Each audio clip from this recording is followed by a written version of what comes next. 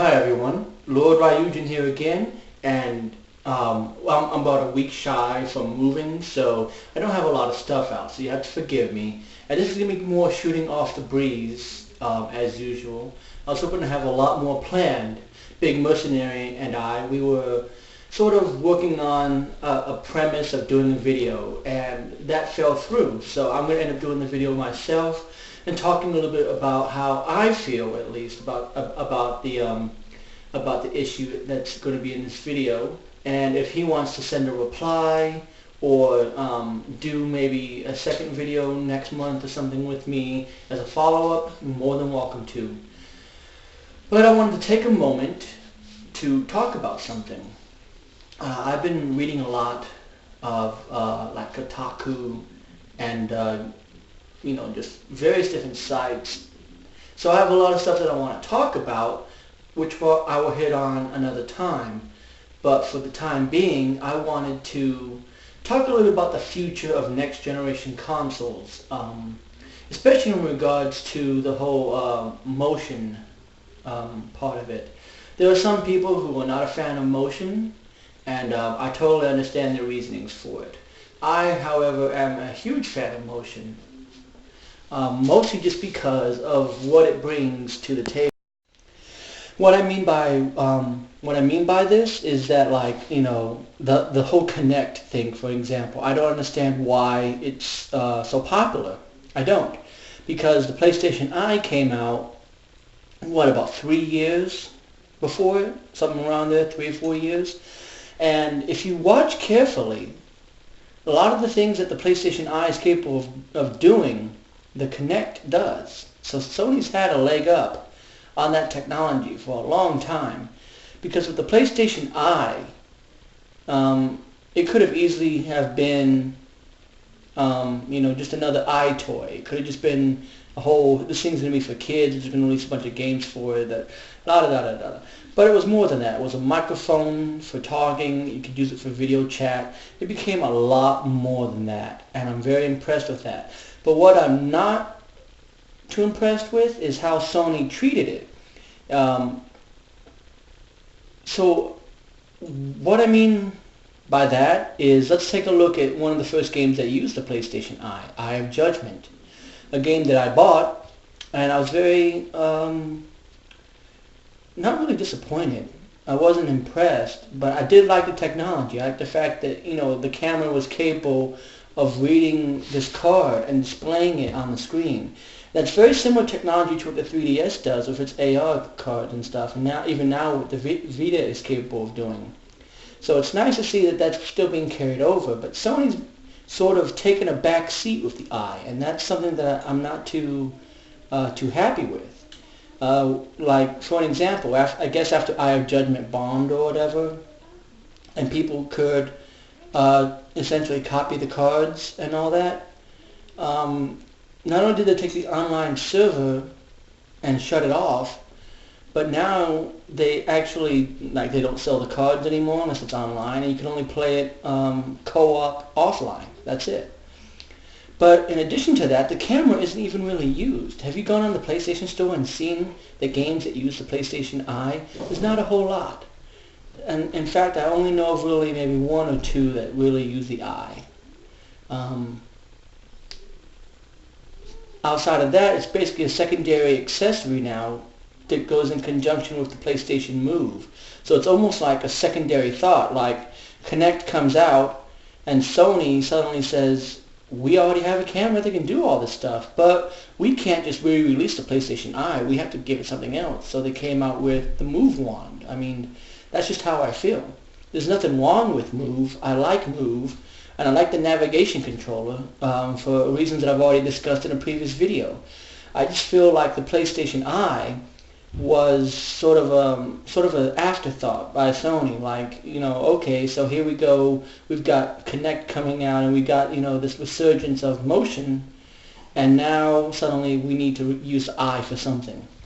But that being said, I'm still a little bit disappointed with the PlayStation Eye, only just because it's got the same technology as the Kinect. I mean, outside of the fact that you can't wave your arm in front of it, or the fact that it doesn't have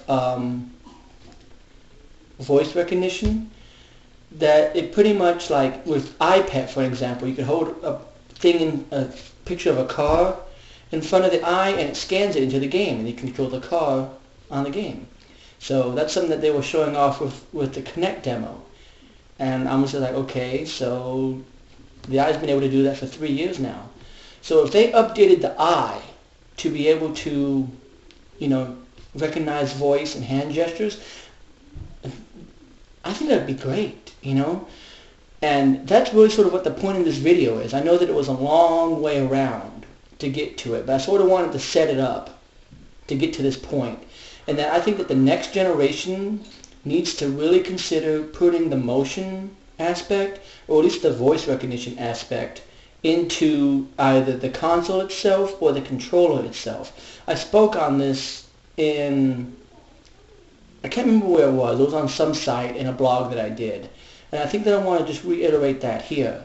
I really think that if you make it an option, people are more likely to use it. Like I assume that probably one of the biggest complaints that people have, and probably why the Move isn't nearly as successful, or the Kinect really isn't as successful as the Wii, is that it's additional.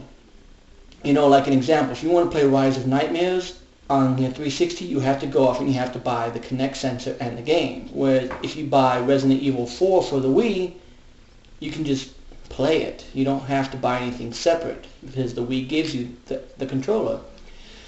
And when I was looking at the Wii U controller, I started thinking that this thing already has a built-in camera and microphone. So, obviously the hand gestures are going to be out of the question because, you got the touch screen that's on the controller.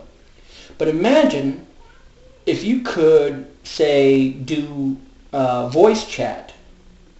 Like I think that it has a headphone jack on the bottom of the controller, if I remember correctly. Imagine if you could plug in some headphones or something to the bottom of the controller and just talk into it like you're sitting literally in your lap.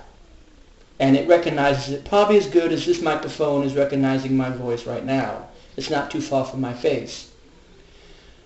And so I think that would be something that would be really neat. Because I record all my videos on the Nintendo 3DS. It's just a matter of convenience. I can take it with me anywhere. So if I could literally have, say, the next generation Kinect built in to the next Xbox, to where instead of now I have to go off and buy Kinect 2 for the next Xbox and plug that in to continue to play Kinect games, if it was already just built in, imagine the possibilities of that. I mean, if you haven't seen how small the PlayStation Eye is, look it up. It would not be that difficult to take that technology and put it into the PlayStation 4 and have it recognize your voice. To when you sit down, it scans your face, it recognizes you, and it logs you in automatically. Imagine how cool that would be. I just think that this is just great technology that most companies have been sitting on. And I really hope that with the PlayStation 4 and the Wii U and the next Xbox that we see some more of it. And the good thing about it is that it doesn't harm anybody, because if it's built in, it's built in, and if you don't use it, you don't use it. It's sort of like the memory cards that were built into the original Xbox 360. You had a hard drive. You did not have to use the memory cards. It didn't hurt anybody. But if you used the memory cards, it was helpful. It's sort of the same theory with this. If you have PlayStation Eye, or if you have the Xbox Kinect automatically built into the next generation console, to it automatically say scans your face, recognizes your voice, or recognizes hand gestures that you do, then that's just an extra bonus when you buy the console.